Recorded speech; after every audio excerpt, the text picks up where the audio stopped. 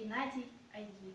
Здесь, словно чаще в лесу, облюбована нами, суть тайников, берегущих людей.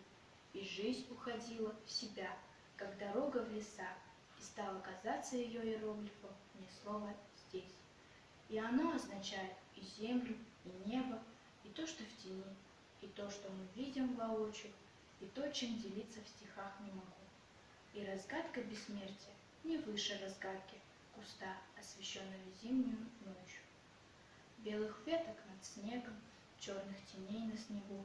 Здесь все отвечают друг другу языком первозданно высоким, как отвечает всегда высоко необязанных жизни, сверхчисловая свободная часть. Смежной неуничтожаемой части, смежной и неуничтожаемой части здесь. На концах ветром сломанных веток притихшего сада не ищем мы сгустков угодливых сока на скромные фигуры похожих, обнимающих распятого в вечер несчастья. И не знаем мы слова и знака, которые были бы выше другого. Здесь мы живем, и прекрасно мы здесь.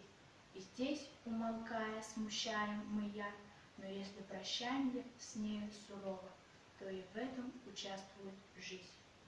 Как от себя же самой нам неслышанная весть.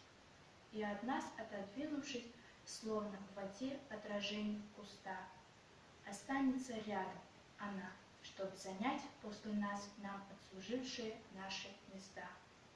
Что пространства людей заменялись только пространствами жизни во все времена.